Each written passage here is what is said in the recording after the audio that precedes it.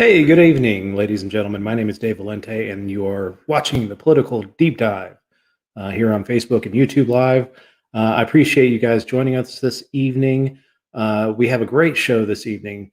Dr. Holly Jordan works as the Development Director for ANERA, American Near East Refugee Aid Incorporated. It's a non-governmental organization that provides aid to the Middle East, specifically Palestine, Jordan, and Lebanon. And she's also an adjunct professor at Virginia Tech University. It is my distinct pleasure to introduce Dr. Holly Jordan. Thank you for coming on, Holly. It's so good to see you, Dave. I already have to correct you a little bit simply because my boss might get mad at me if she heard that you promoted me. But I'm actually a manager in my department. I do have a director over me. Oh, awesome. Can't usurp, you know. So, but hello. Thank you so much for having me. Oh, my God, Dave. I was thinking today when I was putting on makeup for the first time in probably 5 months that I have, as of next year, known you half of my life, which for a military brat is always very hard to say. So thank you so much for having me. This means the world to me that we're still doing stuff like this 16 years later. Yeah, to me too. I mean, for me, I moved when I was young. I wasn't military, but you are one of my longest serving friends, and a person that I bounce things off of, and am truly honored to know. You're one of the few people in this world I would take a bullet for. So thank you. I'll keep that in mind. Should I need? So let's talk about the Middle East, and let's talk about you. Okay. Tell me about yourself. Tell everybody about yourself, and Virginia Tech and ANERA, and we'll go from there. Great. So, as Dave said, my name is Holly Jordan. I am originally from Baltimore, Maryland, and as I already alluded to, both of my parents were Navy. My father was career Navy, so we bounced around forever. Father missed the memo that after he retired when I was in 5th grade that we didn't have to move every 3 years at that point, and yet we continued to, which was, it built character.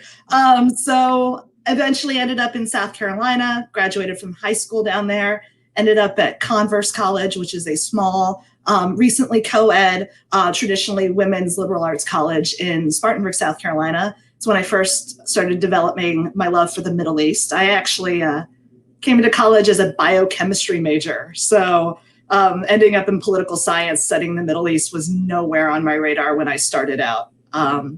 We'll talk about this probably later in the show, but Dave and I originally met doing the Model League of Arab States, or the Model Arab League program, which is sponsored by the National Council on U.S.-Arab Relations and is part of their development work in increasing education of the Arab world amongst U.S. citizens.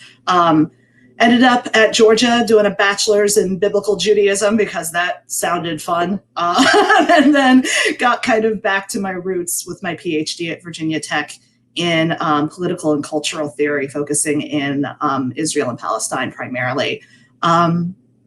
Finished up at Virginia Tech in 2016, ended up moving back closer to home. I ended up in the Maryland suburbs of DC 3.5 years ago, I think. Reconnected with Dave a little bit more closely. We never lost touch, but we were actually living in the same almost state, which hadn't happened in a decade at that point, it felt like. So I started writing in government grants. This led me to looking into nonprofits. I'd been aware of ANERA for years, actually. I had done a study travel visit to Lebanon and had the good fortune of meeting their president and CEO at the time, Bill Corcoran, who just happened to be a friend with the woman that was leading our educational trip. And he came after having been in the field all day long, still dusty from being out at our projects, and sat in the lobby of a hotel with us for 2 hours, just telling us everything we could possibly want to know about Lebanon and Palestine, the refugee crisis.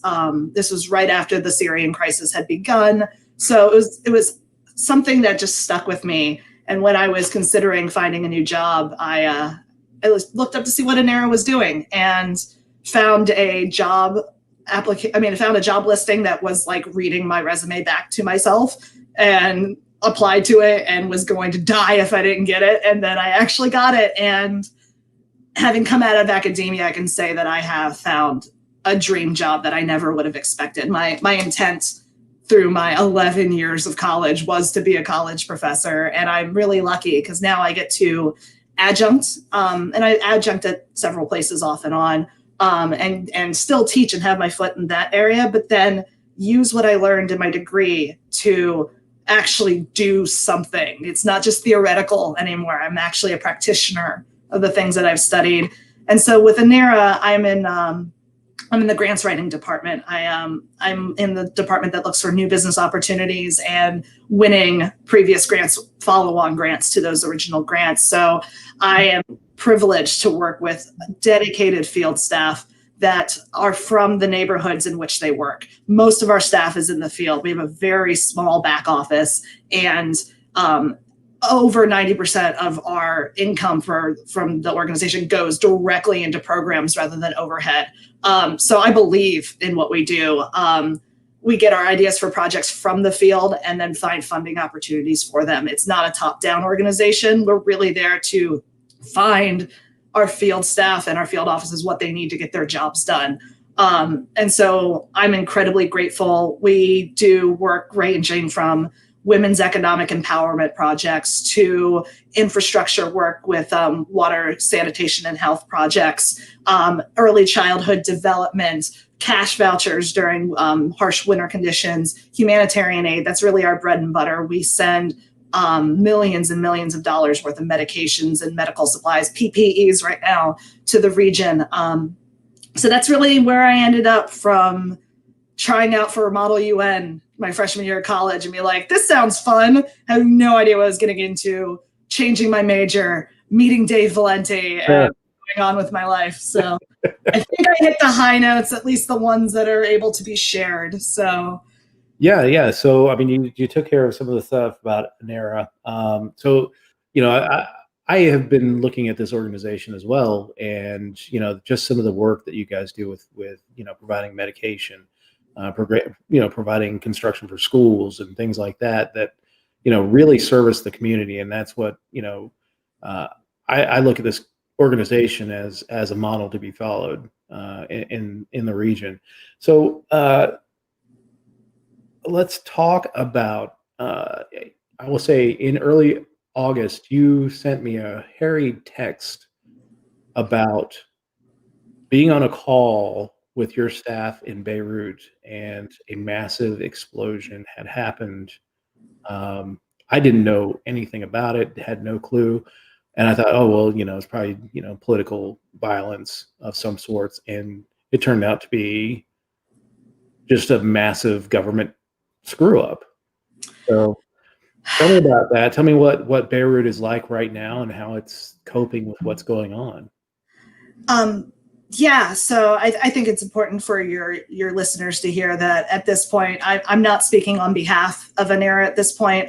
Some of my knowledge of the situation is obviously informed by my work, but I am simply a practitioner of development at this point in the conversation. Not wanting to speak to too many others' personal experiences, I did happen to be on a video call when the port of Beirut exploded. And if I am correct in my memory, this was August 4th is when it happened. Our office was a couple miles from the blast point, and nearly every window in our office blew out that far away from the sonic boom that came off of this thing. It was felt dozens of miles away. It was a bigger explosion than, not nuclear, obvious, but like pounds of explosive. It had a bigger shock than any other, I believe, man-made explosion. If not, it's very high on the list. And it was simply an accident, as far as we know, from all the evidence, just a bunch of different organizations failing to follow proper safety procedures. And this is all happening during COVID. And it has just added such a layer to this challenge. Over half of the country's food reserves were incinerated instantaneously when the port exploded. It is the main port for Lebanon. And while there are a few others, they're much smaller. So the port has remained functional, but not thriving. So it is difficult to get things in. The world is so focused on COVID, as it should be, that attracting help for the blast was easier at first, but unfortunately you get donor fatigue, you get the next big thing that happens that distracts people. And so the work that we do is challenging because of how quickly people get distracted by different humanitarian events. But the biggest fallouts came economically, health wise. People's livelihoods were destroyed. People's livelihoods were already bad before the blast, simply because of COVID-19 restrictions on movement, how all these businesses closing down following this massive spike in inflation that's been happening since the October protests of 2019. The Lebanese pound went pegged from 1,500 pounds to the US dollar, which it had since the end of the Lebanese Civil War, to anywhere between 7,000 and 9,000 pounds to the dollar in less than a year, as the port explodes and the food reserves are critically damaged, as COVID-19 is ravaging. And you have people who lost their homes or had to be temporarily displaced from their homes in a time when you're not allowed to publicly gather. So people were avoiding shelters. People were afraid to move in with family. And you had a spike in COVID cases, as you would expect. And now we're getting several months out from it. A lot of the initial work has been done, along with a lot of the big projects still have not been done. And Lebanon in general has very cold winters. I was at a refugee camp in Arsal, which is very close to the Syrian border, very, very high up in altitude. And I was there in August last year. And it was already getting cold during the height of the day, with the winds just whipping down off of these over mile high mountains. So winterization is particularly bad this year. It's harder to get imports of supplies in. It's harder to get fuel in when the pound is completely useless. And so a lot of these people this winter are going to be very hungry and very cold. And a lot of the chronic medications aren't coming in because people are so focused on the acute needs for COVID that diabetes medication, heart medication, these kind of things aren't coming in. Everything that could possibly have gone on in Lebanon went wrong this year. A natural disaster, a humanitarian crisis, a health crisis, an economic crisis. And I know the kind of work we've been doing, and there's so many organizations like us out there, but I Googled it, and I believe the most recent total was between 15 and $18 billion worth of damage was done in that one single moment of that blast. Yeah. So it's going to be a long time before Lebanon is able to truly recover from this, all while political and social unrest has been going on constantly for over a year now. Yeah, the one thing I noticed is that the response in the immediate aftermath was, much more strain upon an already weak government that really just is constantly teetering on the brink of collapse. Can you speak to the kind of the political makeup in Lebanon? I know a lot of people don't understand how one part of the government has to be this and one part of the government has to be that. Can you speak to that? Yeah, Lebanon has a very unique form of government in that it's a multi-confessional society. So that means that there are approved, recognized religions within the country that have their own jurisdictions over things like marriage and divorce, adoption, those like family law sort of things. And after the Civil War ended, and Dave, definitely jump in and correct me on some of this if I'm getting the timeline messed up.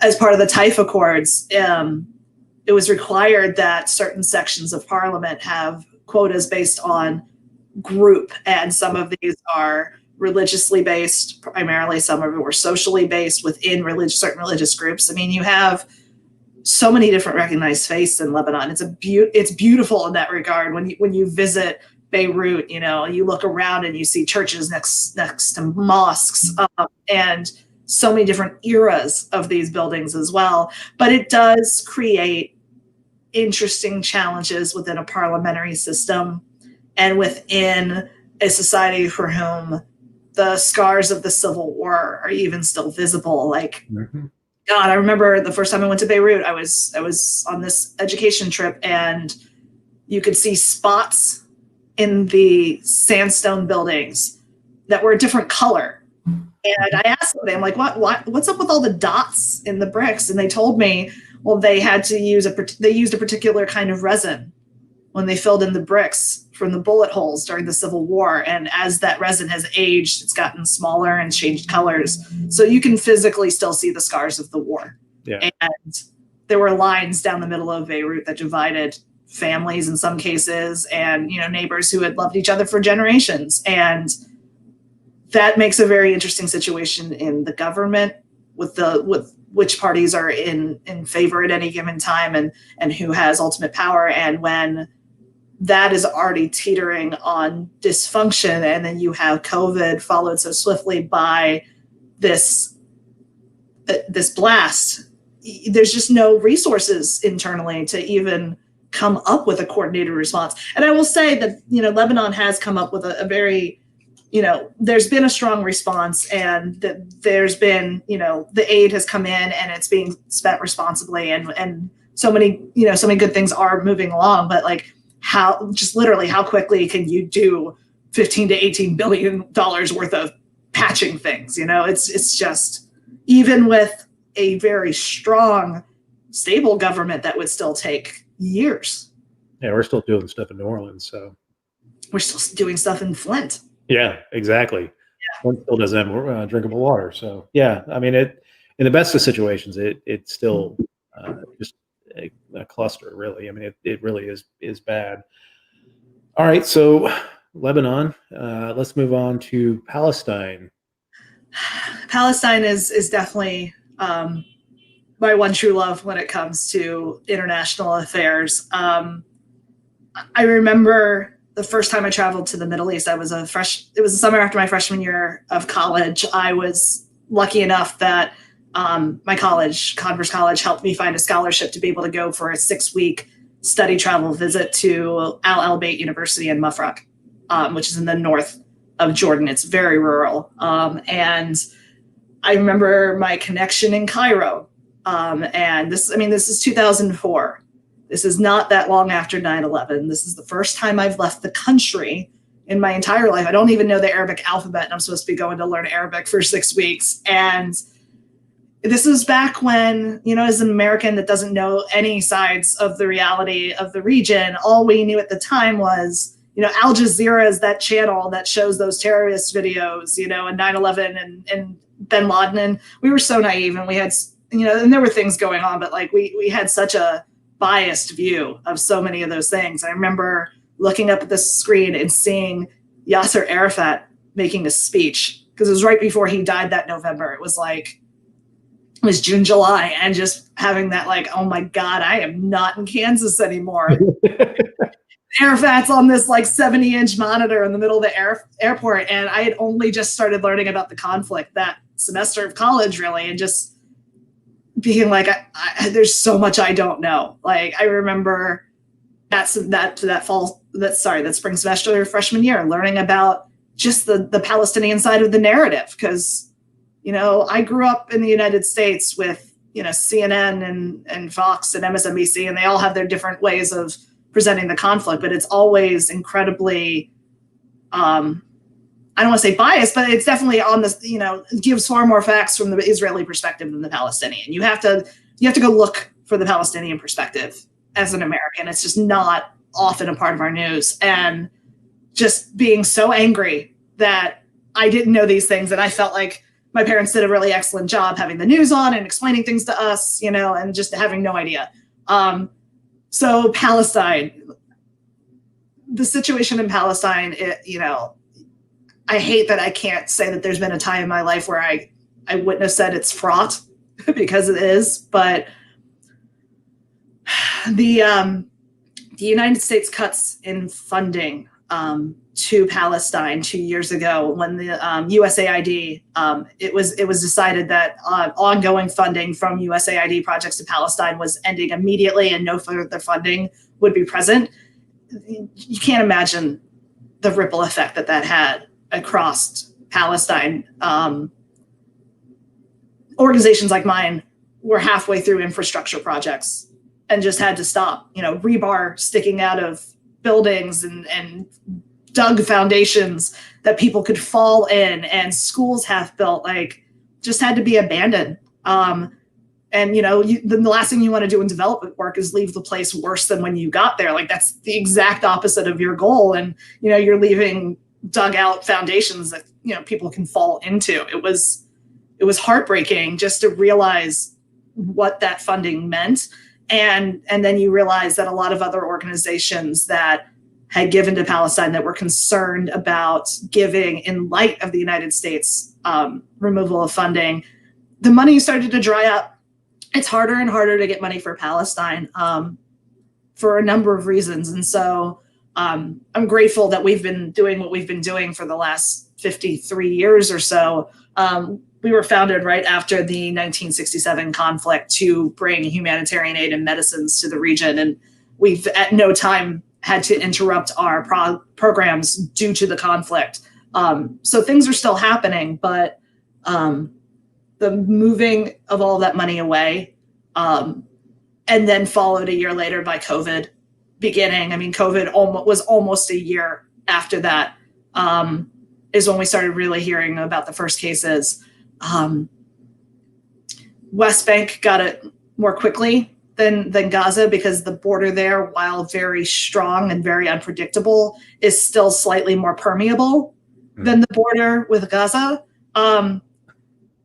The ability for Israel and Egypt to shut down the border crossings into Gaza is what actually saved Gaza as long as it did from cases, because no one was entering or leaving. The first couple cases came in from overseas, people returning home. They quarantined them. They got better.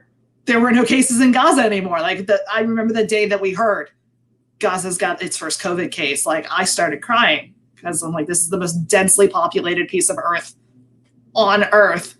99% of the water is not potable. Sewage is very real in the streets in so many places.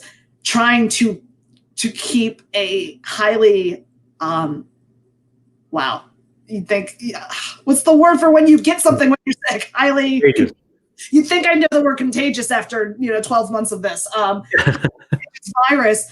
Trying to block that is impossible under the circumstances. And so you already had economic crises happening when COVID began due to the lack of aid funding, due to certain changes in U.S. policy towards Israel as well. And then to have COVID hit a year later, as all of these livelihoods are then getting closed down, people food insecurity has gone up double digits at this point across all of Palestine.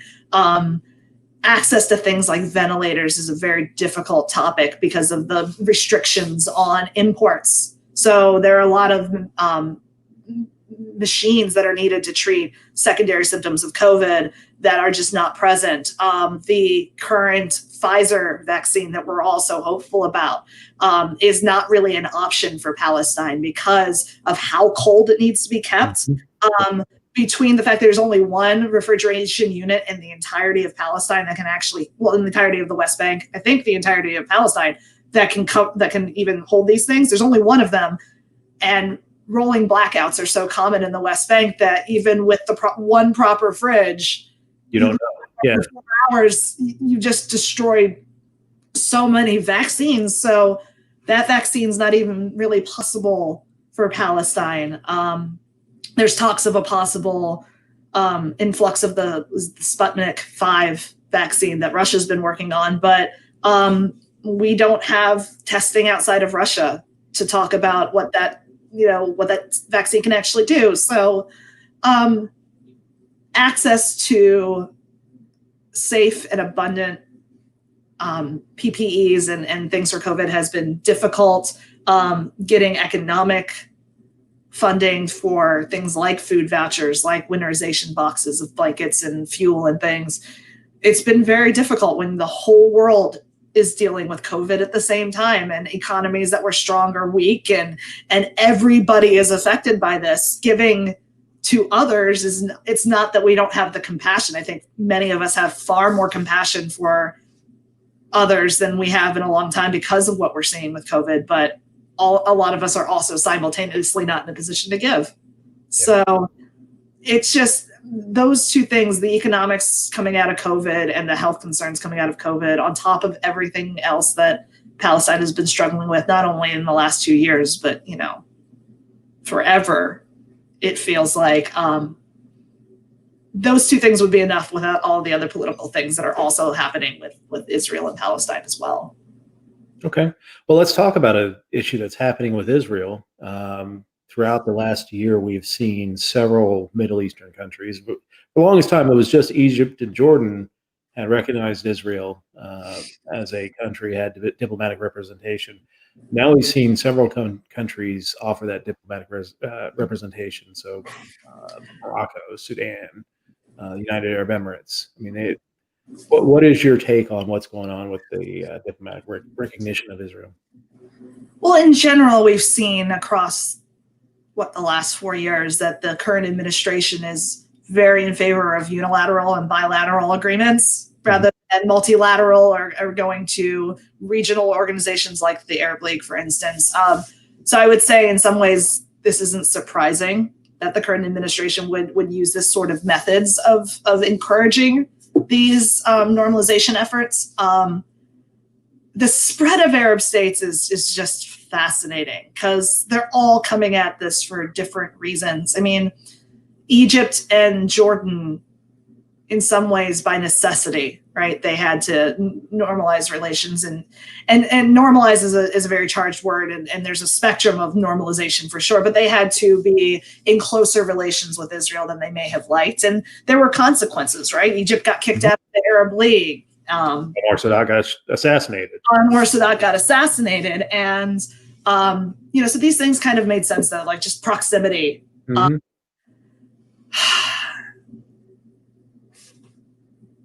I'm trying to let's just pick a country. You pick a country to start with, because I think Morocco, but they're the furthest out. Morocco is the furthest out, and in some ways is the most challenging one for me.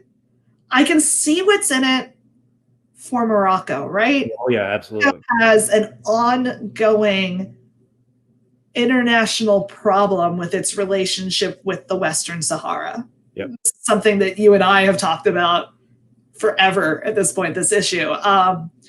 The UN recognizes that Morocco is occupying the Western Sahara. I mean, I've got a plastic shower curtain in my bathroom right here from Target that actually has Western Sahara occupied on it. Like, so if Target can get this, like, the universe is agreeing that Morocco has dubious claims over the western portion of its state. But it's a similar concern with similar UN resolutions condemning it to the ongoing occupation of Palestine by Israel. Yep. And I can absolutely see a universe where Morocco's like, if we legitimize our relationships with Israel, if we recognize Israel as a legitimate body and they recognize us and we have these normalization of relations, then we're both doing it. And to have the United States' support, it gives gravity, it gives credence to these claims over territory, and it sets an interesting and again, these are my personal views as an academic and as a person. It sets a really dangerous precedent for other occupying nations, nations that occupy others, and normalizations of relations when you have people that aren't enfranchised, people that are treated as second-class citizens at best, if you're lucky. Morocco is the one that I was just, at first I was like, what? Morocco? And I was like, oh, no, this unpacks, this checks. It makes sense. Once the United States, issued its recognition of Morocco's right to have Western Sahara, Sorry, Hebron, if you're watching. Uh, it became, it was very clear to me why that happened, and it was a very good quid pro quo for both sides. I mean, let's be real. The Trump administration, for whatever reason, has decided to make Israel its pet project in a lot of ways, and with kind of the failures of the Bahrain economic peace plan, because they were going to do that economic peace plan before the political peace plan, and the argument was that if you improve the economics, then the political part will naturally come from it. And that plan in Bahrain didn't involve any Palestinian voices when it was put together, and didn't have the support of the Arab League, which has had its Arab peace plan in place, the Arab Peace Initiative for over a decade at this point. My God. Excuse me. So they agreed on something. I'm sorry? They agreed on something. But that this Bahrain plan wasn't done with the input that it needed, to even be a conversation starter. Yeah. And now that we're hitting the waning days of the administration, we saw a similar push at the end of the Bush administration. Remember the Annapolis conference that went nowhere, and unfortunately all of John Kerry's efforts under Obama again just stalled out. And we, this is definitely a push for legacy. It has to be. But you get Morocco, which is interesting. You get Sudan, which is just, that one broke my heart a little bit. It really did. Yeah, it's strange, but I understand why they did that, because of money. That's what I mean. Like, it's a country in crisis. Yeah. They bail out more than most other places on earth. And that's exactly the leverage that was used to shame them into this recognition agreement. And they got pilloried in the United States because of the budget, which carved out that money for Sudan. And, that was just the payment to get them to recognize Israel. Yeah. And then when you factor in too, the separation of the South Sudan from Sudan several years ago at this point, Sudan is an example of a country that had a large people within the country that sought their own autonomy, and they lost that territory. And now they are getting embroiled in a situation that again has very interesting connections, given this occupied territory. Is it occupied, like South Sudan and Sudan are their very own unique situation, but there's still just kind of like moments when you think about it a little bit too.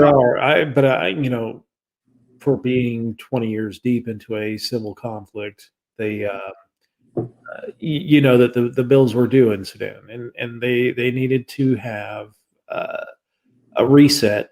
I don't know if this is going to be any good for them.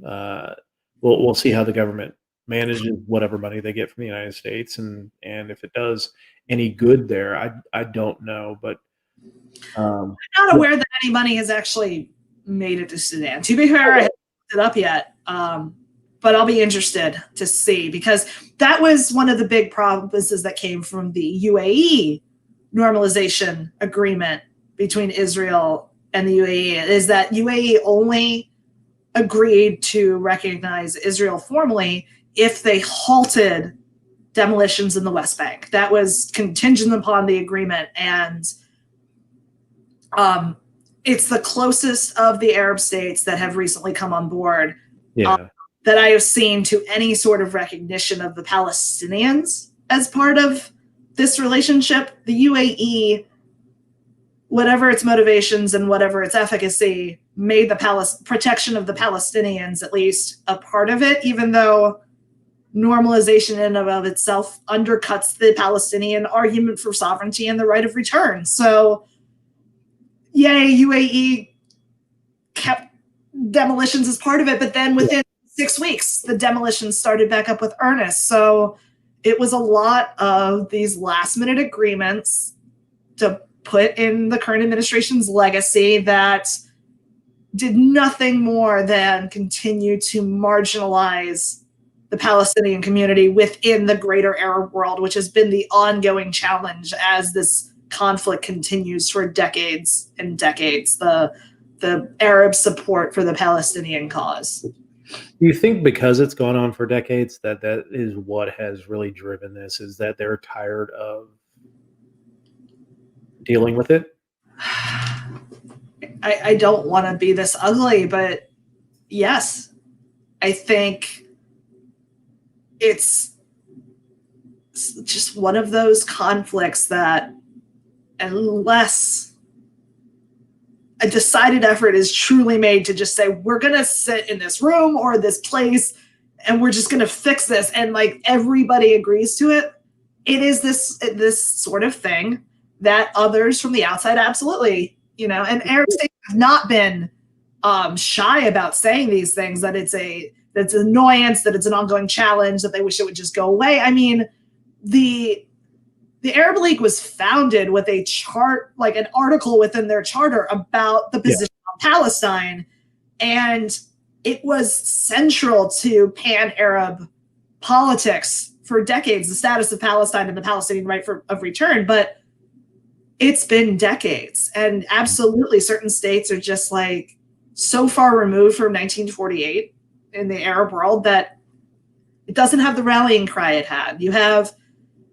I can't imagine that the Syrian refugee crisis is not pulling focus from this as well. We have a sizable refugee population comparable in millions to the wider Palestinian diaspora, and they're overlapping diasporas, right? We have Palestinian refugees from Syria that have been secondarily displaced into Lebanon or internally displaced. So they're twice displaced individuals. Yeah.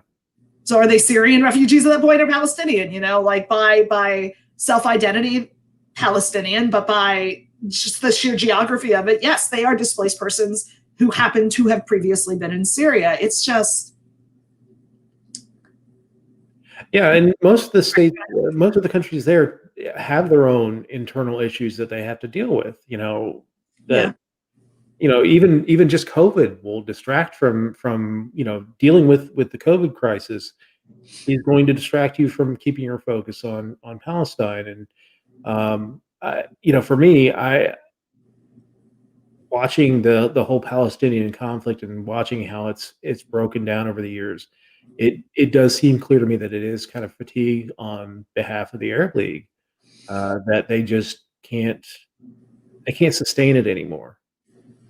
And the United Nations. I mean, we get a letter of condemnation for the General Assembly every single year invoking, UN Resolution 242 and the Green Line and all of these previous agreements. And there's no substance behind it. There's no follow through. No. And there's no champion of this cause anymore. And the longer Palestine is fragmented in the ways that they are, I remember driving through the West Bank one time and being at the top of a very high hill and being able to see at least a mile ahead down a temporary checkpoint had been put up that wasn't there when we drove through the exact same spot 4 or 5 hours earlier. Wow. And the person I was driving with seeing it and being like, nope, not today, throwing a K-turn, and we took a back road to get home because wow. That's how quickly life can change, where you go from being able to go to the next city over and see family to not being able to go through that same exact area for 40, 50, 100 days, sometimes depending on what's happened. It's heartbreaking in ways you can't even describe. And, Dave, you're in West Virginia, and I grew up in the Eastern Panhandle, and, I have very deep ties to that area. And I remember being in middle school and learning that there's a tiny little city in Mineral County called Fountain, that at that time, and I don't know what the answer is now, I moved away, but didn't have running water, proper sewage. It was a well that wasn't of high quality. It was the entire city. The entire city didn't have plumbing and sewage, indoor plumbing. And this was in the 90s, early 2000s. And just being like, how? This is America. Flint hadn't happened yet, where we were like, oh no, right? And just being very young and naive at the time. And then realizing this is the lived reality of so much of the world. Like, you just have no sense of these things. And then telling my colleagues in Palestine, these stories, and having them look back at me and go, but that's not what America's like. Oh. No, because they see LA and New York and Chicago on TV shows, and you don't get even proper representations often of poverty in the United States in things that we export to the world. Yeah. Why would we put ourselves out there on the public stage like that? Absolutely. I remember what opened my eyes to poverty in the United States, and you can say that poverty in the United States is really not much different, or not as bad as, say somebody living in the rural outreaches of Chad or something like that. But driving past the Isleta Pueblo before they got Indian gaming there, or Native American gaming there, they had that was I hate the term third world, but developed world conditions there. The housing there was still mud brick, and it was it's shocking that coming from a city of Albuquerque that was 500,000 people, driving just 20 miles, or not even 20 miles south of the city, to the reservation, and seeing this condition happen was shocking. I mean, but the thing with Palestine, Gaza Strip, West Bank, for me is like, it seemed, and Lebanon to the same extent, is that just when it seems like things are starting to get built up, or that they've got something good going for them, is the moment that Israel decides to bomb it. Whether it's Lebanon in 2006, Lebanon was building itself up really well by 2006, coming out of the Civil War, and then they got bombed, viciously by Israel for several weeks. And same thing with Gaza, and same thing with the West Bank. And I know the arguments back and forth about that, firing rockets into Israel and things like that. To me, for a non-governmental organization that works in the region, I think it's got to be incredibly hard to put that much energy and resource into that, and then see it get bombed and taken away. That actually happened with one of the clinics we helped renovate. Yeah. Several years ago. I remember hearing about it when I met our former president and CEO, Bill. It's devastating when you hear these things. I was at a clinic once where, just being able to hand somebody $10 worth of penicillin for free. I was told that she said that she was so grateful because that meant that her children could eat meat this month, because she didn't have to pay for that $10 worth of penicillin. Like, it's probably not even $10, and just being so incredibly grateful for what you have, but also just trying so hard not to feel guilty all the time about the privilege, because you are privileged, going to these places, having the ability to cross the border, even into Gaza. When I went into Gaza, and it didn't take me all day long. I didn't get interviewed or anything. I have the privilege to be able to enter that space and exit that space easily. You don't realize it until you see others who can't make it that easily, standing for hours and hours in those conditions just to get into the place that is their home. Yeah, exactly. It's just unreal. I mean, you see the wall that separates the West Bank from Israel proper, and it's not a fence, it's not wire. I mean, it is in some places, but in Bethlehem, it's a wall. It's a crack in the earth that separates things in ways you can't even believe. Yeah.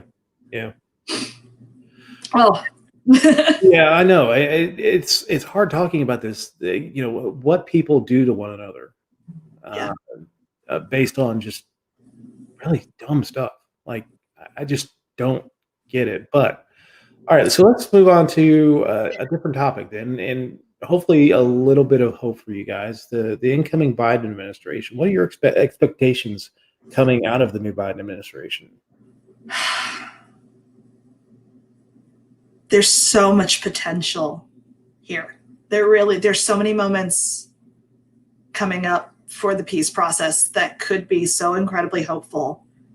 My concern, and I don't think Biden would be wrong in this, or sorry, President-elect Biden or Vice President-elect Harris, they have a lot of domestic distractions at the moment that I think are reasonable for their administration to be focusing on.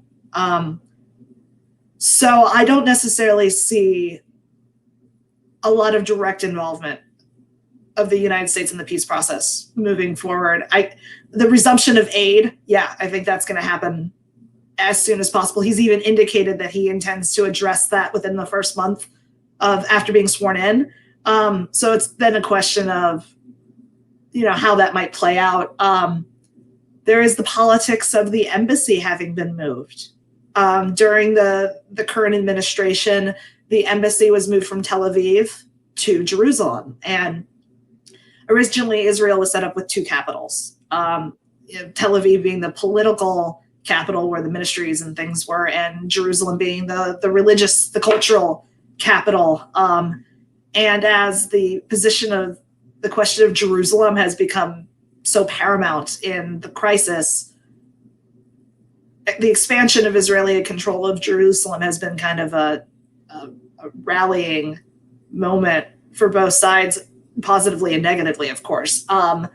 So the question of that embassy in Jerusalem, that's going to be an interesting one for me. Like, there's a version of this where nothing changes, we keep the embassy. There's a version where we move the main functions of the embassy back to the original embassy. We still own it. We still have an office there.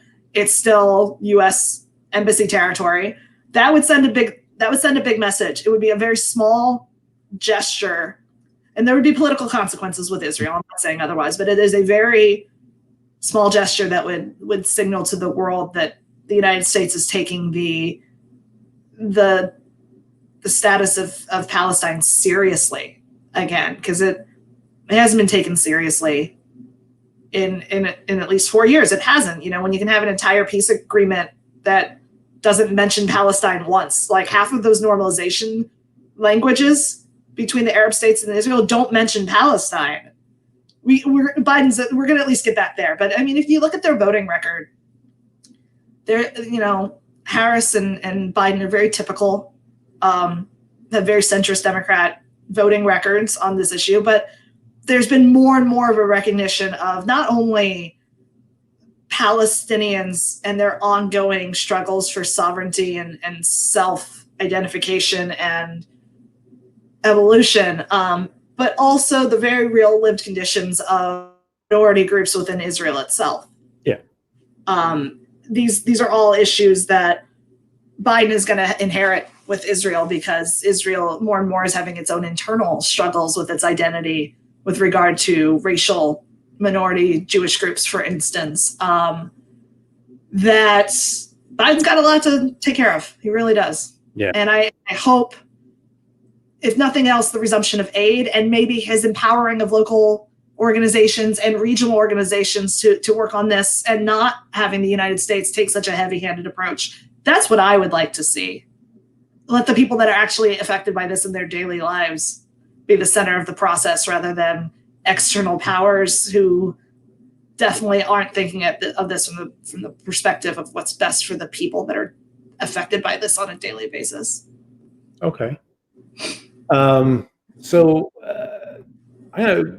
we've talked about what we were going to talk about beforehand, and I know that we're coming about 10 minutes before the end of the hour. Mm-hmm. So we'll move the Iran stuff to the second hour. But let's talk about the National Council on U.S. Arab Relations and the Model Arab League. Oh, thank you, Dave. So some happier topics to talk about. So yeah, David and I met in 2004 in Spartanburg, South Carolina, in the Arab Economic Affairs Council Yes. of the Model Arab League program. And so for those of you who are unfamiliar, Model Arab League is Model UN for super nerds. It's the represented nations of the League of Arab States and their observer states. So, Middle East, North Africa, Horn, Gulf states. And we tried to save the world, 3 days a semester by writing resolutions on pre-approved topics, ranging from social affairs, political affairs, Arab Court of Justice. And, I got in touch with so many of you the first week I was at ANERA and was like, oh my God, I get to do Arab League for real. Like, this is literally my job right now. Government funder says we've got money to do a project. That was always the hardest part when we did Arab League, was like, well, who's going to pay for this? So like, we have people that want to pay for these things in real life. And I get to help get that money to make that happen. And I get to work with people on the ground. They're like, we're going to do this school and we're going to have this amazing educational curriculum along with it. And we're going to get parents involved in the community and we're going to get teachers trained. And it's like everything we would have done in social affairs. Yeah. But for real, like, we come up with acronyms for programs that are also really cool words, but now they're also puns in 2 languages because my boss is good at making them work somehow in Arabic and in English, So that's kind of where my passion for what I do comes from. This is the most excited I've been this entire phone conversation. But this is all done by the National Council on U.S. Arab Relations, with whom David and I have had a relationship, almost 20 years. Yeah. And they do amazing. They do travel trips for U.S. congresspersons. They do study travel for professors that teach about the region, for students. Hundreds of students go through the Model Arab League program annually and go on to positions in academia and the State Department and the military. Like, the smartest people that I interact with on a regular basis are alums of this program. And I think a lot of this podcast probably wouldn't exist without some of the things we learned in that program. And exactly. Yeah. And this friendship wouldn't exist, and my ability to do my job on a daily basis wouldn't exist. Like, I am going to be the cheerleader for this program until I can't even lift pom-poms anymore. Like, that's how much I believe in it. But how did you start, Dave? What's that? How did you start? So I went into Kennesaw State University in 2002. Back into college, my second stint of college, and because the first time I didn't study, so I didn't. All right, so the second time I went in, I was very focused because I've been working in the real world and it sucked. So I needed to get a degree and get it, not do what I was doing. So I went in there, and it was just after 9/11, of course. So, my focus, and I've always been interested in international affairs. So they had a degree in international affairs. So I went in that, and my concentration was going to be actually Russia and Eastern Europe. That makes sense. What I started out, but I needed a class to serve as a filler, and I had politics of the Middle East. I was like, all right, yeah, this has got to be interesting, at least for, having seen what's going on with the Middle East the last year or so. I took the class, and my teacher said, hey, if you want to take a trip to DC, you sign up for the Model Arab League. And I was like, free trip to DC? All right, let's do this. So that's how I got so many of my own students to do it. Hey guys, we can go to DC. You get to go to an embassy. It's gonna be great. So that's how I got started. I was, in fact, I'm putting your organization and National Council as well. So these, I went there. I was in the Economic Affairs Committee, which is funny because I don't do math. I don't do math at all. I hadn't taken economics yet, so I didn't know. I mean, supply and demand was about as far as I went with economics. And so, but I knew how to BS, and that's how I got an honorable mention award at National. And while I was at National, I filed to be a chair for the next year conference year, and I was the first person who was not with Commerce College or Northeastern University in several years. Yeah, sorry about that.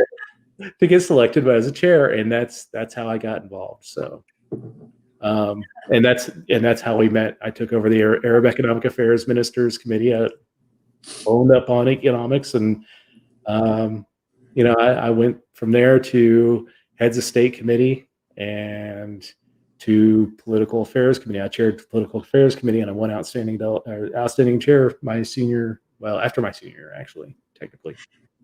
Yeah, I was the queen of the court. Yes, you were.